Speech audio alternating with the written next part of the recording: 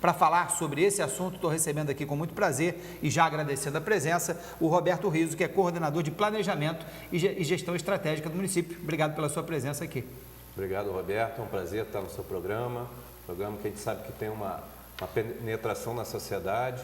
Quero cumprimentar aqueles que nos escutam em casa, que nos veem nesse programa que tanto contribui para o crescimento da nossa cidade. Obrigado, meu amigo. Agora, uma primeira pergunta.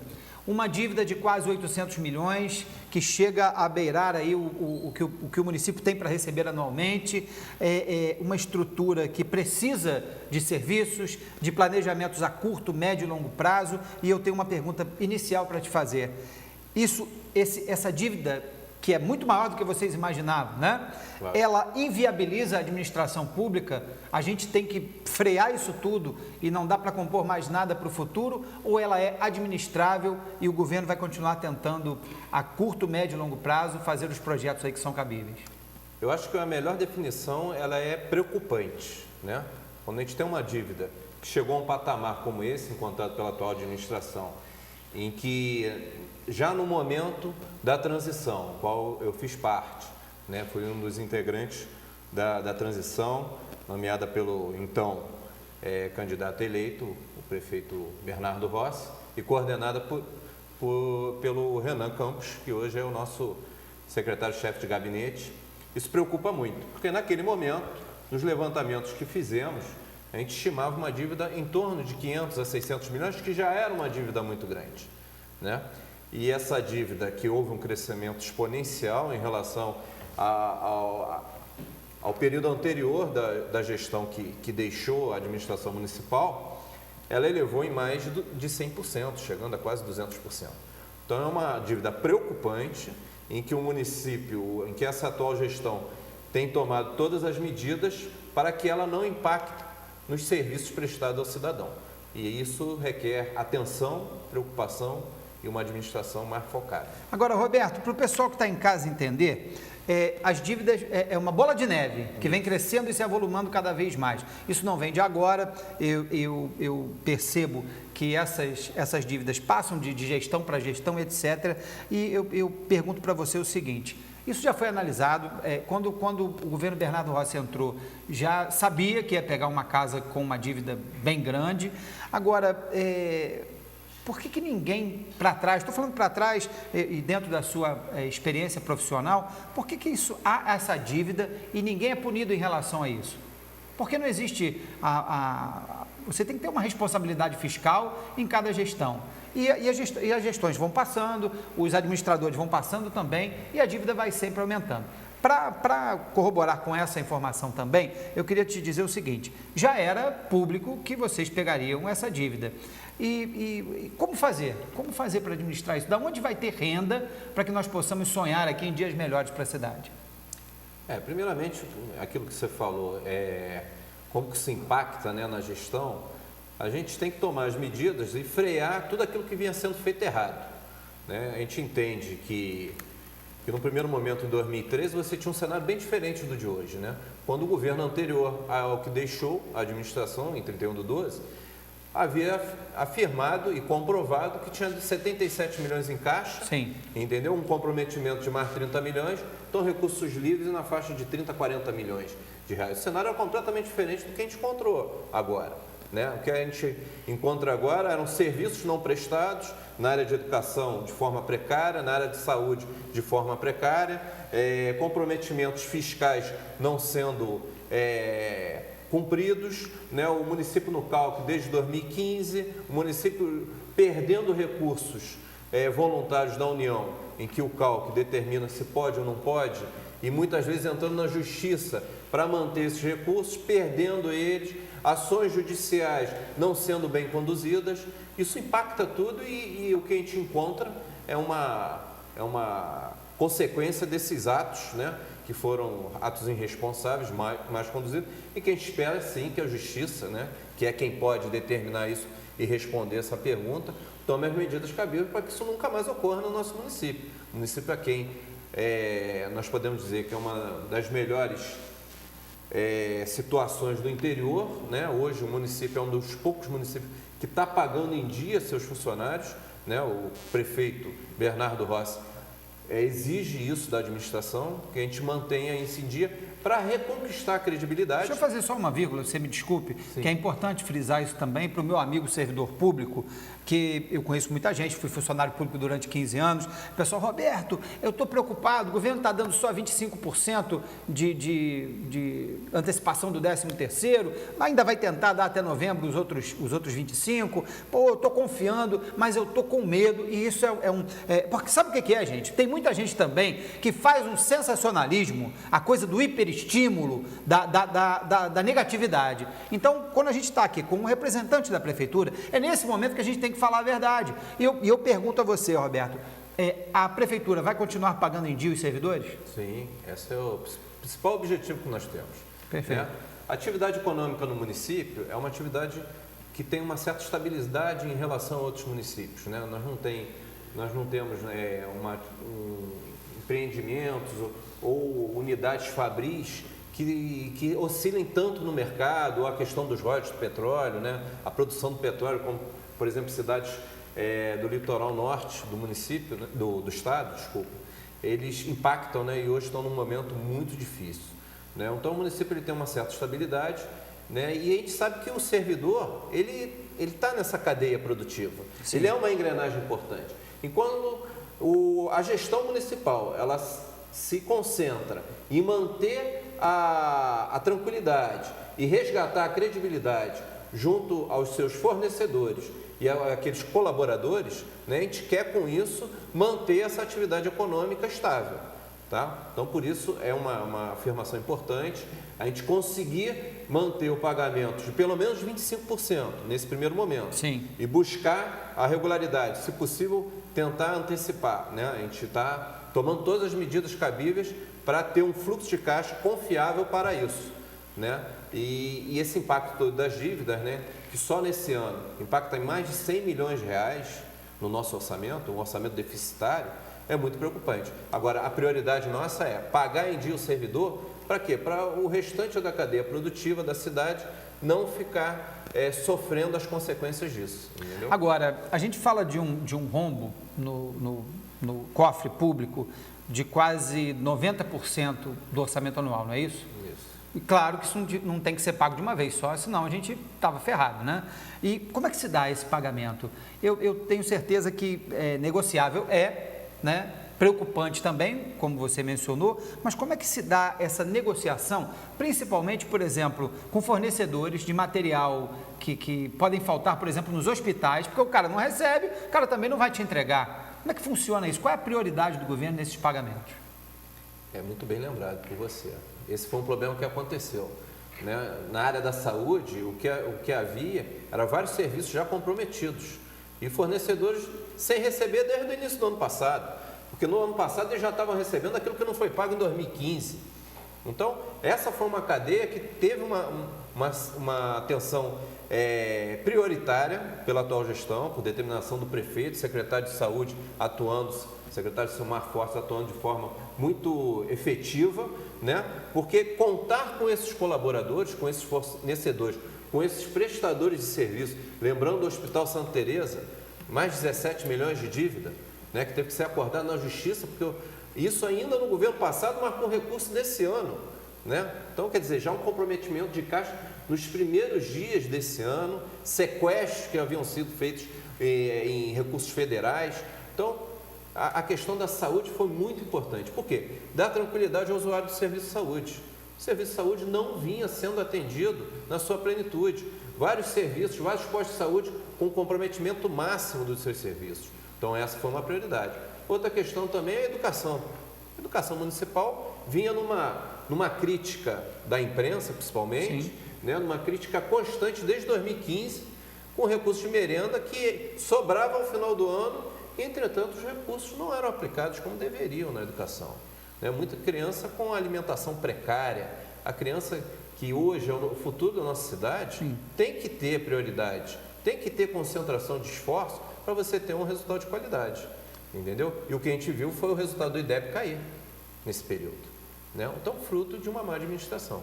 Agora, secretário, uma outra coisa, algumas pessoas dizem que a folha do município foi inchada pelo atual governo com a criação de cargos comissionados. Isso é verdade? Não, senhor. Como é que se deu isso? O que nós tivemos foi uma reestruturação administrativa completa, né? A gente lembra que no início de 2013, o governo que saiu criou 3 novas secretarias. E com isso, ele inchou a folha, né? Quando chegou em 2015, ele não tomou as medidas que ele precisava. Ele reduziu percentual de representação de cargos comissionados, mas efetivamente não fez o que devia. E às vésperas da eleição mandou projeto de lei e só acabou publicando indevidamente, mas após a eleição concluída, o que descaracterizou completamente a administração. Haviam 2.000 processos na Secretaria de Meio Ambiente, na parte de licenciamento ambiental, processos parados, com arrecadação. Haviam mais de 6.000 processos de IPTU parados. Então, a administração estava paralisada. O que foi feito? Foi feita uma readequação da administração, criado um modelo novo de gestão, que já foi inclusive elogiado pelo Ministério Público Estadual, né, numa avaliação que o Ministério Público está fazendo em relação à transparência do município, que era outro fator que não vinha sendo respeitado. Nós temos uma lei complementar que é a 131 de 2010, 2009, se eu não me engano, e ela não vinha sendo cumprida. O município ficava com o site parado 6 meses, sem as informações necessárias, e hoje está tudo atualizado. Sem publicação do diário oficial? Sem publicação do diário oficial, atrasado. Hoje o diário cumpre o que a legislação determina. Nós temos hoje uma rede de controle interno que foi criada na Lei 7.510 em 12 de abril, né? Essa lei, ela dá subsídio tanto para a transparência quanto para a legalidade de processos. Nós temos uma rede jurídica também criada nesse modelo de gestão e houve uma redução de mais de 200 cargos. Essa redução de mais de 200 cargos representa uma economia de 6,5 milhões ao ano, em valores absolutos que você tinha numa folha normal, né? Agora, sim, a descaracterização que foi feita pelo município foi feita de uma maneira, para quê? Uma maneira política, enganosa, né? E a gente trabalha as coisas com transparência e seriedade, e principalmente com responsabilidade. Eu estava pesquisando aqui, entrei na rede social e o ex-prefeito Rubens Bom Tempo, ele disse o seguinte lá na página dele, que ele lamenta que o atual governo continue falando mentiras para justificar o não cumprimento das promessas de campanha, principalmente em relação ao servidor público. Aí ele tece alguma série de comentários e fala o seguinte: cabe lembrar que o prefeito Rubens Bom Tempo pagou quase 40 milhões de precatórios e nem por isso deixou de conceder reajuste aos servidores e manteve o pagamento dos salários e o 13º rigorosamente em dia, mesmo em momento de crise e tendo que assumir as 2 UPAs que foram abandonadas pelo governo do estado e que custam mais de 10 milhões por ano ao município. Além disso, o ex-prefeito reduziu o número de secretarias, segundo ele, e os salários dos cargos em comissão. A contrário, ainda dizendo Rubens Bom Tempo, que do atual prefeito, que criou várias secretarias, novos cargos comissionados e com isso aumentou a folha de pagamento em mais de 7 milhões por ano. O que o senhor tem a dizer sobre isso? É lamentável uma pessoa pública que empresta sua imagem e garante ao cidadão, eleitor, que aposta nele, não responder os questionamentos a respeito de uma dívida e apresentar outros números que não compreendem a verdade. Vale ele dizer que ele deixou 40 milhões, quase 40 milhões de dívida, só relacionado ao mês de dezembro que ele não pagou, que foi sequestrado e esse governo está tentando botar em dia. Entendeu? Aos empréstimos consignados que desde 2015 não vinham sendo pagos, que representavam uma dívida de mais de 4 milhões de reais. Né? Aos 6 meses que ele deixou de pagar o precatório, que ele também não informou nessa dívida. Em relação aos precatórios, entendeu? A nota dele continua falando o seguinte, que ele diz que o Tribunal de Contas suspendeu a cobrança dos precatórios de todos os municípios a partir de julho do ano passado e que os precatórios até junho foram rigorosamente pagos. Bom Tempo ressaltou ainda que deixou um aumento significativo para a arrecadação em 2017, que vai ter um superávit de 50 milhões até o final do ano, principalmente em razão ao aumento do ICMS. É mais um fator errado, né? O Tribunal de Contas, ele não tem esse poder de suspender precatório. Quem suspendeu foi uma legislação solicitada por uma associação de prefeitos e foi aprovada na Alerj, mas que comprometeu já desde o início desse ano, né? a essa gestão. Então isso também não representa a verdade. Faltou informações necessárias para a boa avaliação da população municipal. Entendi. Secretário, Agora, olha só. também não deixou, Sim. só complementando, Pois não. ele não pagou durante todo o governo o PASEP. Ele deixou dívidas com o INSS, entendeu? Ele criou uma dívida enorme com o INPAS, que hoje representa mais de 40 milhões e hoje representa a falta de segurança dos nossos aposentados, que quanto contribuíram para o serviço público municipal. Sim. Isso não é direito. Né? Agora, me tira uma dúvida aqui minha.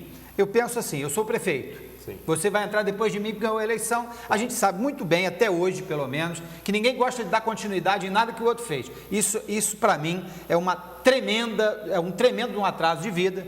Se o Disque Entulho estava funcionando e eu ganhei, e a ideia foi do meu parceiro lá atrás, que é meu oponente, minha opinião, eu vou continuar com o Disque Entulho porque é bom, cara. E eu vou remodelar ele, vou falar que fui eu que fiz, e daí para melhor. Você não concorda comigo? Claro. Então, o que eu vejo? Pô, peraí, eu peguei a prefeitura antes de você. Eu tenho uma dívida imensa, eu vou negociar e vou tentar à medida do possível. O que eu tenho percebido, não só na gestão passada, mas em outras gestões também, é que a negociação é feita, mas não é cumprida. Isso está acontecendo realmente?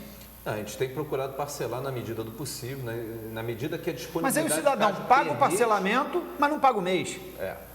E aí, como é que fica? Aí faz outra Você dívida. está falando da dívida ativa. Sim. Isso, esse é um compromisso que o cidadão deve ter, né? Porque a gente, mal comparando, mas eu gosto sempre de comparar porque é uma maneira lúdica das pessoas entenderem o processo, o município ele funciona como um condomínio, Roberto. Pois não. Né? Quando a gente tem um condomínio, às vezes a gente não gosta nem de ir na reunião de condomínio, né?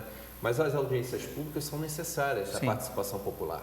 Né? Porque é na audiência pública, na participação popular, que isso ganha o clamor público e começa a participar. Os projetos não viram projetos de governo, mas projetos de Estado, projetos de uma cidade, entendeu?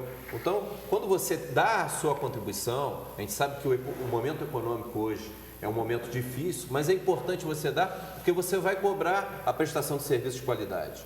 E para você cobrar a prestação de serviço de qualidade, todos nós temos que contribuir com a nossa obrigação, que é a contribuição tributária, a contribuição de impostos e taxas. E como é que está isso no município hoje, secretário? A gente tem historicamente, a gente tem um valor de dívida ativa considerável, né?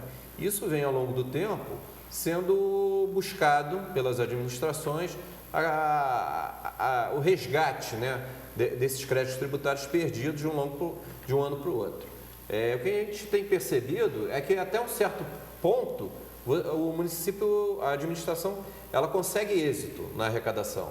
Só que depois de um certo ponto, como as pessoas elas vão acumulando dívida sobre dívida, elas acabam não tendo a capacidade de pagamento necessária para cumprir. O governo, nesse momento... O município não pode abrir mão, infelizmente, é uma questão legal, o município não pode abrir mão dessas receitas, né? Há um princípio que é a questão da receita, você não pode renunciar à receita, senão o gestor ele é acometido sobre essa improbidade, entendeu? E aí ele tem que continuar seguindo, buscar soluções para o resgate desse valor. Então, é sobre isso que eu quero falar. O pessoal que está em casa agora, ele está falando, poxa, ano passado eu não paguei o meu IPTU, estava sem grana. A gente sabe que a gente está numa crise nacional e também regional muito grande. E eu ainda vejo Petrópolis aí conseguindo respirar nesse momento atual. E como é que o governo tem algum planejamento para que também possa facilitar a vida do cidadão petropolitano? Porque eu tenho certeza que a pessoa que está em casa agora quer contribuir. Pô, eu estou com a minha conta atrasada aqui, mas eu vou contribuir com o município, mas eu não tenho condição de pagar. Tem alguma estrutura sendo planejada? Foi aprovada uma lei agora, que é uma lei nos moldes mais ou menos do que foi feito do Concilia, e isso tem sido conversado sempre com a quarta vara, né, Justiça. O Dr. Jorge Martins tem sido um grande colaborador, né, do município, acima de tudo, né? Mas a gente buscando alternativas para as pessoas conseguirem cumprir com essa obrigação, né? Então, foi aprovada uma lei no início desse mês.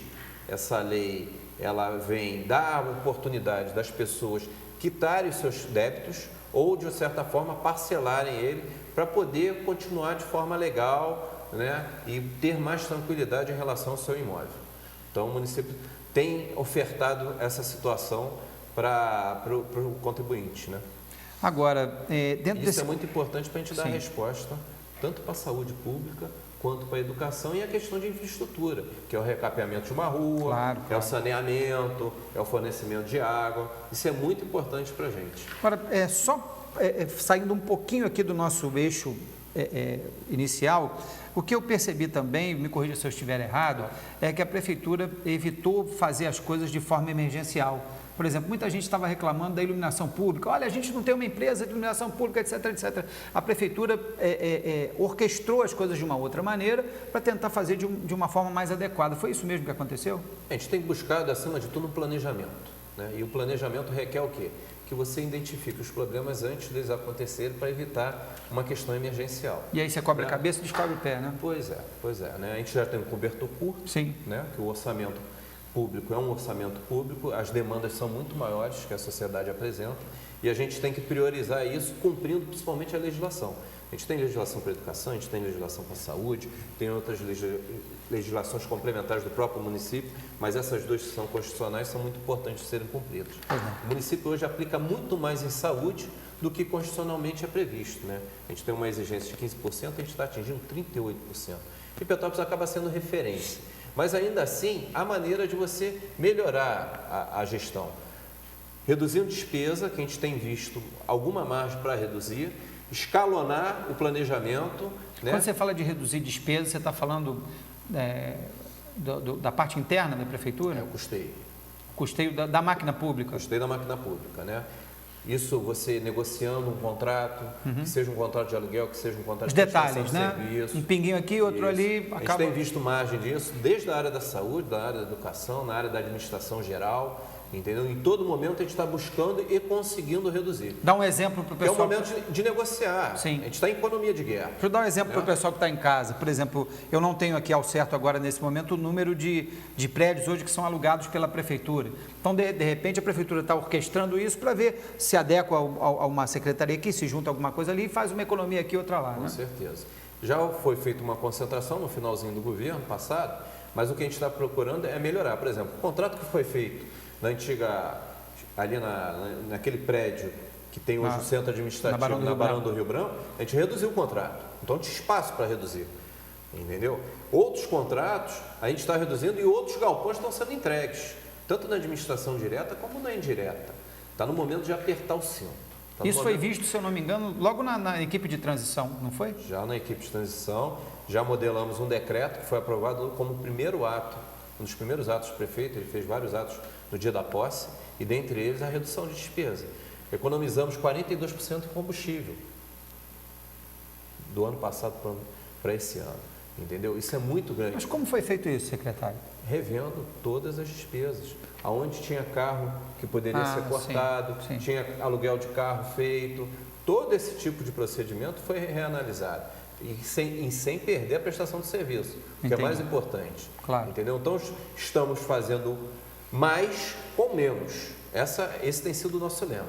Vamos procurar realizar o quanto mais possível, gastando menos. Criando estratégias, né? Criando estratégias.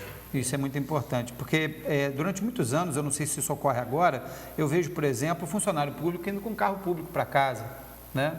E isso acaba gerando mais uma despesa de combustível, etc.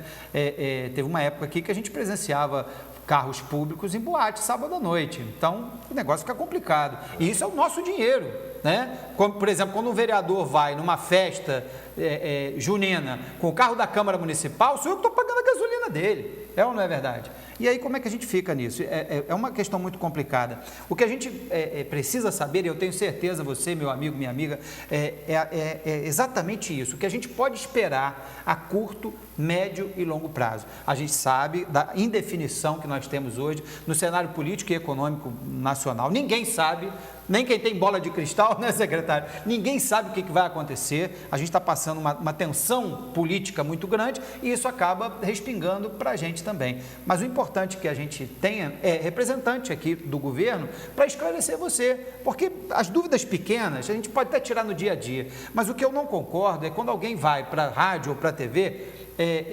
falar coisas que não tem como comprovar. E eu tenho isso também. Eu acho assim, se você vem aqui e tem a intenção de auxiliar a população na informação, eu não posso te dar só 5 minutos, senão como é que você vai explicar, por exemplo, que essa inadimplência toda está vindo há muito tempo e como é que o governo, eu penso assim, hoje a dívida está em 800 milhões, em torno, né? A perspectiva do governo no final do ano é que essa dívida esteja em quanto?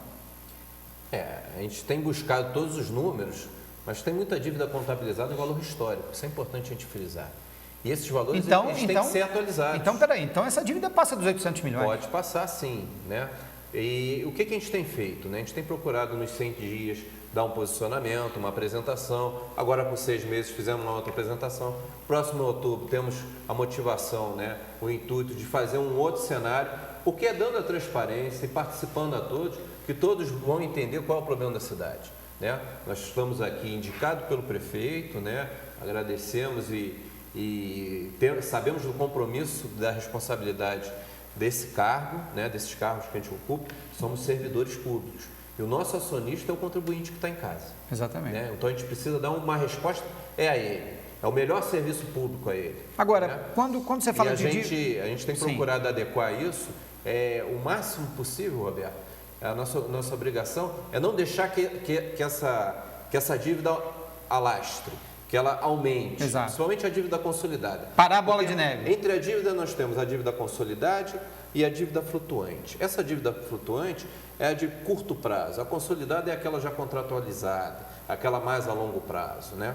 E a gente tem no orçamento, é bom esclarecer para as pessoas, que o orçamento, na verdade, são vários orçamentos. Eu tenho o orçamento do FNDE, que eu tenho o recurso que vem da educação, o salário da educação, eu tenho o orçamento do Fundeb, eu tenho o orçamento do SUS, eu tenho o orçamento de royalties, eu tenho o orçamento que é previsto para convênios com finalidade específica, e eu tenho a obrigação de aplicar esse recurso, como por exemplo o Pacto das Impostos, que foi na Justiça, ele foi sequestrado para pagar a folha, e hoje o município tem que repor mais de 10 milhões de reais.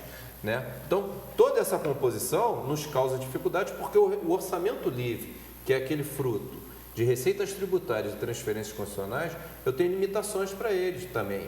Eu tenho aplicação em educação, aplicação em saúde, e aí o que sobra, eu posso pagar um pouco de dívida. Talvez um dos poucos, né? Um dos únicos em relação a isso. Então, isso dificulta mais. A gente fez uma comparação que você vê em que ponto que nós chegamos. Em 2013, nós tínhamos uma capacidade de investimento, que é aquilo que eu posso investir em obra, comprar equipamento, fazer recapeamento de rua, 55 milhões, fora os recursos voluntários.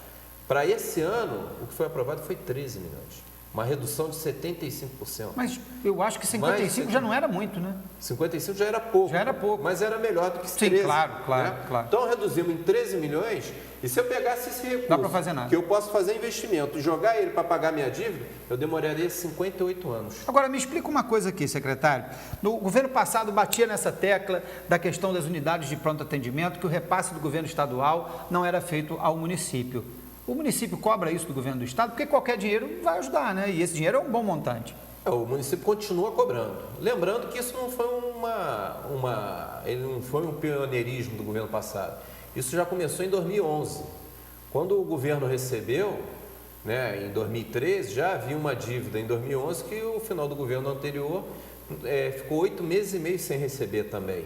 Mas nem isso prejudicou a administração dele. E ele ainda qualificou as UPAs com o governo federal, que dobrou o repasse, e esse dinheiro só foi recebido em março de 2013. Foi 6 milhões e meio a mais desse recurso, e que o governo passado demorou 2 anos e meio para enxergar, e só disse que havia enxergado em outubro de 2015, numa audiência na quarta vara, em que o Ministério Público cobrou a ele, e ele disse que até então não tinha percebido esse recurso. Então, quer dizer, uma fragilidade de administração. Quando você tem todas aquelas dificuldades, Roberto, e você tem atenção para ela, você vai administrar. Agora, se você acreditar que uma varinha de condão vai dar solução para aquilo que não é simples, realmente, se você... Outra dúvida que eu tenho, dentro desse quadro das pior. dívidas consolidadas e das dívidas flutuantes, os fornecedores da prefeitura estão sendo parceiros nesse momento de entender que vocês estão querendo dar jeito na situação, que vão querer pagar direitinho, estão recebendo esse reconhecimento? É assim, muitos deles, eu posso dizer que a grande maioria tem sido sensível ao momento. Não é um momento que só a prefeitura passa, é um momento que todo empresário, né, passa, e a gente tem dialogado muito com o empresariado, né? A gente tem uma Secretaria de Desenvolvimento Econômico muito atuante, né? O nosso secretário Marcelo Fiorino é uma pessoa de muita qualidade, com muito diálogo, e a gente tem demonstrado para eles que juntos nós vamos sair dessa. Então, em parceria, com diálogo, mostrando as dificuldades de um e outro setor, temos construído soluções, que isso que é importante, né? A gente construir as saídas para o momento que nós estamos. A mesma parceria que eu acredito que o cidadão petropolitano tem que ter também e quer ter também com o governo atual para que a gente saia dessa situação o mais rápido possível. Né? É muito importante a gente contar com o nosso contribuinte, com o nosso cidadão, né? Que aquele dinheirinho do IPTU, ele é muito importante para a gente poder botar também a alimentação na escola, para a gente ter uma educação de qualidade, investir na cultura, investir na educação dos nossos filhos, porque esse será o futuro da nossa cidade. Né? Perfeito. Conversei aqui com o Roberto Rizzo, que é o coordenador de Planejamento e Gestão Estratégica do município de Petrópolis. Agradeço muito a sua presença aqui. Acho que a entrevista foi muito elucidativa e vamos ver se a gente, um pouquinho mais para frente, a gente marca de novo para mostrar resultados positivos aqui à população. Quando precisar, estarei aqui. Obrigado pela presença. Muito obrigado. Obrigado.